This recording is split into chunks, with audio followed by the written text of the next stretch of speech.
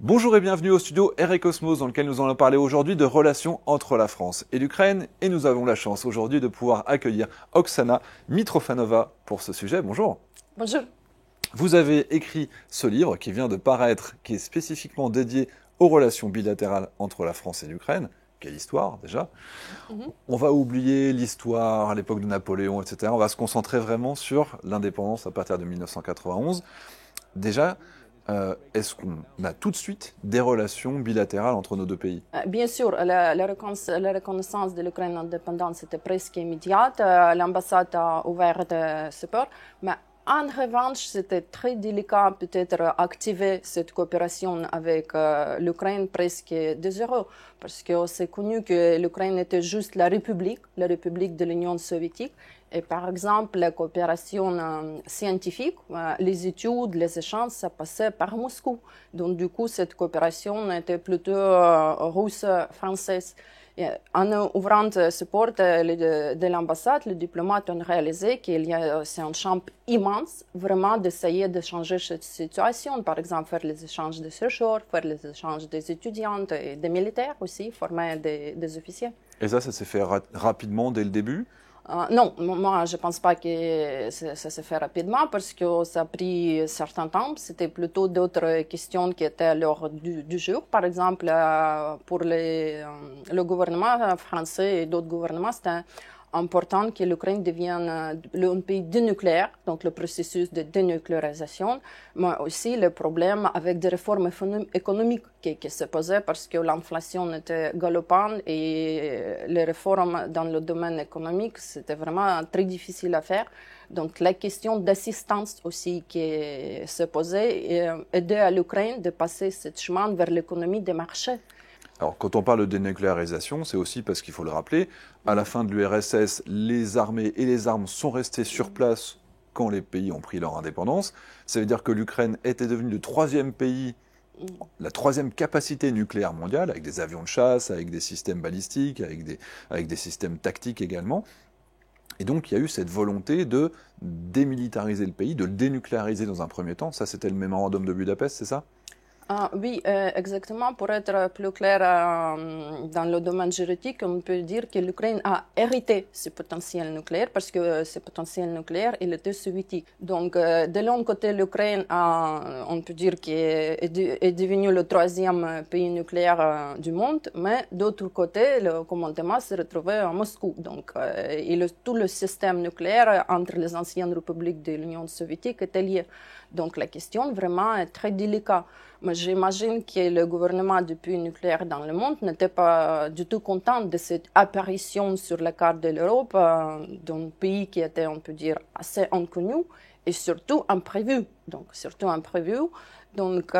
les hommes politiques ukrainiens de l'époque disent qu'ils ont ressenti vraiment une très, très forte pression sur eux. C'est-à-dire qu'on a mis la pression à l'Ukraine. Bien sûr, pression, oui, sur le président de l'Ukraine, sur le premier président de Leonid Kravchuk, sur son gouvernement. On a dit que voilà, il n'a pas de dénucléarisation, il n'a pas d'assistance dans le domaine économique. Donc, du coup, aussi, moi, je pense que dans le domaine de dénucléarisation, c'est très bizarre, mais je pense que le gouvernement américain, français, russe et anglais étaient très unis pour faire la pression sur l'Ukraine indépendante. Surtout que la diplomatie russe, il ne faut pas oublier que quand même elle est très habile. Elle a joué la carte des indépendantistes ukrainiens qui sont imprévus même ici à Paris. C'était très compliqué pour notre premier ambassadeur d'Ukraine qui s'appelle Yuri Kochubey.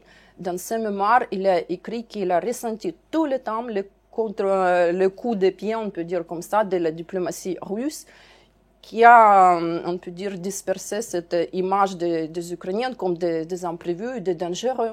Donc voilà, donc le résultat, c'est le pays est devenu dénucléaire, mais quelle garantie? Est-ce qu'elle a reçu de garanties?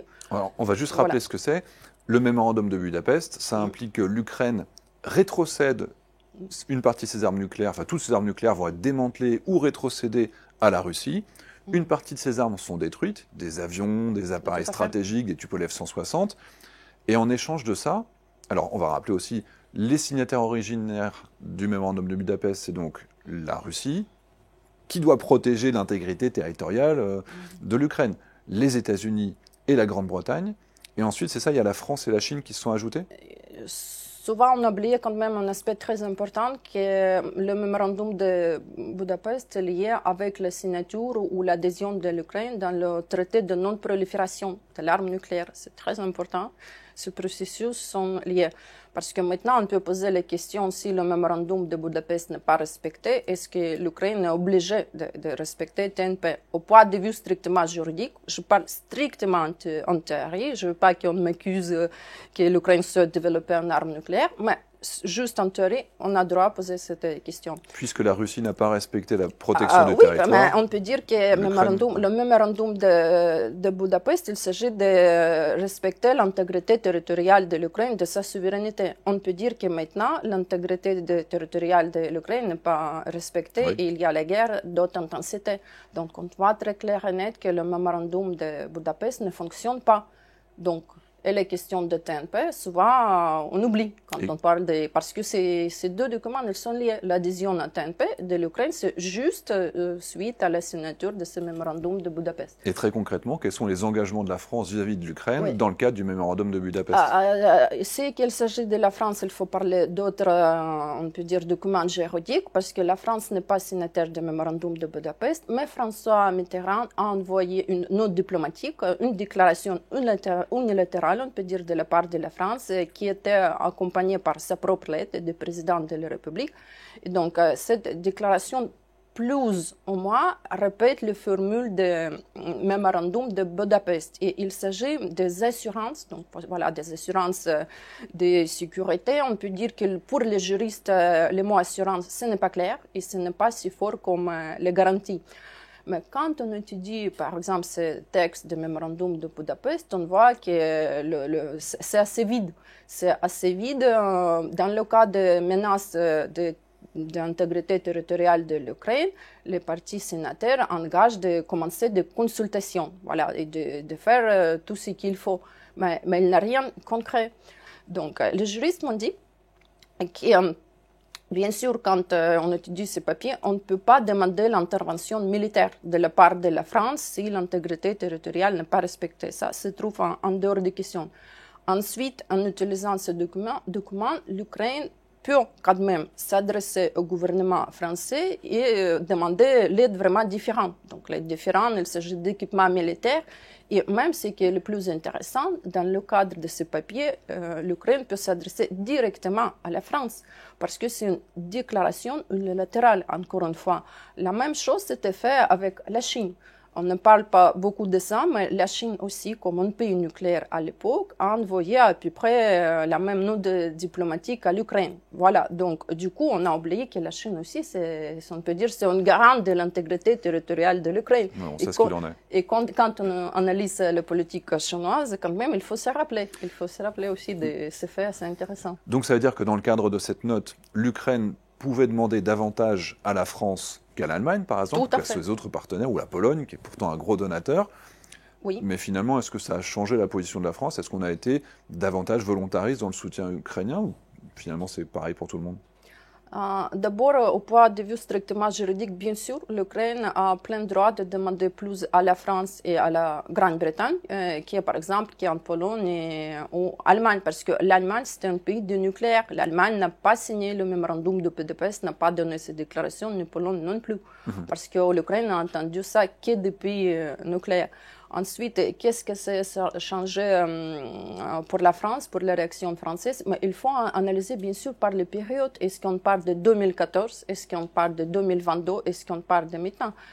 C'est qu'il s'agit des situations plus ou moins récentes. Donc 2023, je vois qu'il y a le changement de la position française qui est assez fort. Voilà. Donc peut-être le président de la République, il a perdu la dernière illusion, admettons qu'il a eu à l'égard de Russie, et voilà, donc il a commencé à réagir, on peut dire, par la façon différente. Mais du coup, pour finir avec cette note bilatérale qui nous engage quand même, il n'y a pas strictement écrit quels sont les engagements de la France et quels doivent être matérialisés. Par contre, ça laisse une liberté au président d'agir en fonction de la menace qu'il a constatée et du non-respect des intégrités territoriales de l'Ukraine. Tout à fait. Ça laisse, on peut dire, la liberté au président de réagir, mais pour moi, c'est très intéressant quand, en 2020, je parlais ces papiers même avec les diplomates français et ils étaient très étonnés. Parce qu'on a déjà oublié, on n'a pas parlé, on n'a pas pensé à cette note diplomatique et peut-être à possibilité éventuelle ukrainienne d'activer cette note diplomatique qui existe. Du coup, c'était 94-95. Par la suite, cette relation entre la France et l'Ukraine, elle s'approfondit. Il y a des échanges techniques et des échanges diplomatiques. Est-ce qu'on peut faire un petit focus, par exemple, sur la dimension partenariat industriel et scientifique ? Mais bien sûr, les relations sont vraiment développées dans tous les domaines. Par exemple, ce qu'il s'agit dans le domaine scientifique, la France a accordé les bourses aux étudiants ukrainiens de suivre les études en France. Moi-même, je suis, on peut dire, le fruit de ce programme de coopération. Et ce n'était pas uniquement la formation pour les étudiants civils, mais c'est aussi la formation pour les officiers qui a été mise en place. Il s'agit de la formation des officiers ukrainiens dans l'école de guerre. Mais malheureusement, peut-être le défaut qu'on n'a pas formé beaucoup des officiers ukrainiens. Pourquoi? Il y a l'explication très logique, parce que la France donnait priorité aux pays et qui se sont exprimés comment dire, son désir d'adhérer à l'OTAN, où c'était clair, donc les pays de l'Europe centrale, donc la priorité était donnée aux pays de l'Europe centrale pour les préparer cette intégration vers l'OTAN. La politique ukrainienne sur l'adhésion dans l'OTAN était, on peut dire, encourageante pour les militaires, je pense, et pour les militaires français et pour les militaires ukrainiens, parce que, par exemple, les militaires français m'ont dit clairement, à peu près en 2005-2010, qu'ils ne comprennent pas. Qu'ils ne comprennent pas. Parce que les décisions, c'est qu'il s'agit de l'adhésion de l'OTAN, ça vient bien sûr de politique. Donc, ça doit être la décision politique et aux militaires, c'est juste d'exécuter. Voilà. Ils ne peuvent pas vraiment activer cette coopération s'il n'y a pas de décision politique. C'est qu'il s'agit de la politique ukrainienne, on a passé par les périodes vraiment différentes. Par exemple, la période de Viktor Yushchenko, c'était très clair. C'était la position après la révolution orange. Donc, je parle de période 2005-2010. C'était adhésion à l'OTAN, adhésion à l'Union européenne. Il y avait une demande officielle à cette époque-là. Ah, mais il ne faut pas oublier que quand même que c'est la France avec l'Allemagne qui a bloqué pendant, on peut dire, le sommet de l'OTAN qui s'est passé à Bucarest en 2008. C'est exactement ces deux pays qui ont bloqué la possibilité de donner à l'Ukraine le plan de préparation de l'adhésion à l'OTAN. Donc, du coup, on peut dire que est-ce que c'était la faute du gouvernement français à l'époque et du gouvernement allemand? Moi, je pense que chacun peut faire sa propre conclusion quand on peut voir le résultat et surtout la suite. Parce que le président de la Fédération de Russie, Poutine, peut-être il est un bon tacticien, il analyse la situation, donc voilà, donc sommet de l'OTAN, et il a fait ses actions en Géorgie tout de suite. Donc le monde n'était pas actif pour réagir. Voilà, donc peut-être penser pourquoi ne pas aller plus loin. Donc, et plus loin, on a eu plus loin donc l'annexion de Crimée, on a eu le conflit militaire de base, c'était en Donbass. Voilà. Sachant que Poutine avait aussi évoqué à l'époque le fait que l'Ukraine était libre de ses alliances militaires, y compris de rejoindre l'OTAN. C'est quand même une déclaration de Poutine qu'on peut lui ressortir aujourd'hui qui est évidente. Sur cette relation OTAN-Ukraine, donc la France étant partie prenante de l'OTAN, l'OTAN, à partir de 2007, a également participé au démantèlement. Après le mémorandum de Budapest, où on avait détruit une partie du potentiel militaire, il y a encore plus de 200 000 tonnes de munitions qui ont été détruites, financées par l'OTAN et l'Union européenne, au sein de l'Ukraine. Est-ce que la France était spécifiquement engagée également dans ce démantèlement ? Bon, quand on parle de l'OTAN, on va parler plutôt de l'organisation entière. On ne peut pas parler peut-être les membres vraiment très séparés. Bien sûr, c'est une catastrophe aussi. C'est une catastrophe pour l'Ukraine, pour le potentiel militaire ukrainien. Mais il faut prendre en compte que ce processus, on peut dire, la destruction de l'armée ukrainienne ou la destruction du potentiel militaire, il a eu plein de facteurs. Il a eu plein de facteurs. C'est pas que la faute de l'OTAN, mais c'est un problème de certains gouvernements ukrainiens et surtout le gouvernement sous Viktor Yanukovych. Donc, son ministre de Défense, on peut poser la question pour quelle partie il a vraiment travaillé, il a affaibli vraiment par la façon considérable la flotte, par exemple, militaire ukrainienne. Donc, du coup, on peut dire que l'armée ukrainienne était affaiblie grâce, on peut dire, à cette action de l'OTAN que vous avez évoquée, mais aussi par le processus de diminution de son potentiel. D'autre côté, peut-être choisir tout de suite la meilleure doctrine pour l'Ukraine, la doctrine militaire, c'était très délicat parce que l'Ukraine se retrouve, on peut dire, dans l'espace géopolitique avec un bloc militaire, l'OTAN qui s'élargit, on peut dire qu'il s'élargit à l'Est. De l'autre côté, il y a la Russie qui est assez agressive, c'est un pays assez nucléaire. Et l'Ukraine devient un pays sans l'arme nucléaire. Donc, la situation n'était pas stable du tout. Mais moi, par exemple, même j'ai écrit mon article, je ne sais pas quand, de 2001, je donnais plutôt l'autre image. Pour moi, l'Ukraine s'est retrouvée entre Scylla et Charybde. C'est-à-dire qu'il y a deux puissances qui sont assez fortes de deux côtés. Et comment l'Ukraine peut se protéger si son potentiel était vraiment diminué. La destruction des avions, par exemple, les bombardiers stratégiques qui a possédé l'Ukraine, mais c'était une catastrophe. Certains avions étaient envoyés en Russie. Donc, du coup, bien sûr, maintenant, la Russie peut utiliser ces avions bombarder l'Ukraine. De l'autre côté, certains avions étaient coupés en morceaux, voilà, dans le sens exactement physique, et les pilotes ukrainiens, ils ont pleuré. Ils ont vraiment pleuré quand ils ont vu que ces avions impressionnants sont coupés. Je pense que peut-être ils ont pressenti la situation dans l'avenir et on a compris qu'est-ce que ça donne dans la, voilà. On va juste rappeler que les Tupolev 160, la Chine voulait les racheter également, et c'est aussi la Russie qui a empêché que l'Ukraine les revende à la Chine, et c'est pour ça que finalement la solution était de les détruire avec un financement une fois plus américain. Donc, toutes des imbrications assez compliquées. On va avancer un petit peu sur cette situation après 2014. Comment est-ce qu'évolue la relation entre la France et l'Ukraine après le début de l'invasion russe et de l'annexion de la Crimée et la guerre de basse intensité dans l'Est? Bon, on peut dire que tout le sens de coopération militaire s'était changé. Je donne les exemples très concrets. Par exemple, avant 2014, les militaires français et ukrainiens ont planifié certaines actions en commun. Voilà, donc c'était planifié, ils ont eu les plans annuels. Moi-même, je fais les diagrammes au passé. Voilà, donc et j'ai vu qu'à peu près jusqu'à 2014, de 60 à 70% des actions de coopération bilatérale dans le domaine militaire étaient réalisées. Mais jamais 100%. Pourquoi? On peut poser les questions. Pourquoi jamais 100%? Mais les explications étaient différentes. Par exemple, parfois, on n'a pas réussi de trouver un militaire ukrainien qui a maîtrisé vraiment très bien le français pour être envoyé en France, de faire un stage. L'autre explication qui était donnée par des militaires de l'époque est, par exemple, l'Ukraine n'a pas eu l'argent, n'a pas eu tout suffisamment l'argent pour réaliser ce projet. Mais moi, je peux dire que je comprends la situation. En étant dans le domaine de recherche aussi à l'époque en Ukraine, on n'a pas eu l'argent aussi pour plein de projets de coopération scientifique. Donc, j'imagine comment ces défis quand même étaient pénibles. C'était intéressant d'apprendre, par exemple, le système d'entraînement, donc le système d'entraînement des militaires, ou par exemple apprendre dans quelles conditions les militaires sont logés, ou d'autres, par exemple, champs ou l'aspect qui peut proposer l'Ukraine, qui a déjà proposé. L'Ukraine possède des champs d'entraînement assez immenses, oui, donc assez grands. Par exemple, il y a un champ d'entraînement qui s'appelle Cherokee Land.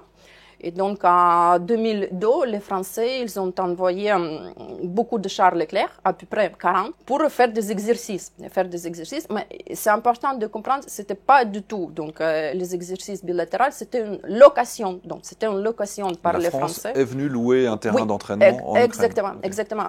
Mais d'autre côté, bien sûr, se pose la question de concurrence aussi. C'est qu'il s'agit de chars, par exemple, l'idée de construire un char commun. On a pu penser de cette idée, mais c'était des problèmes de concurrence. La même chose avec les avions de transport.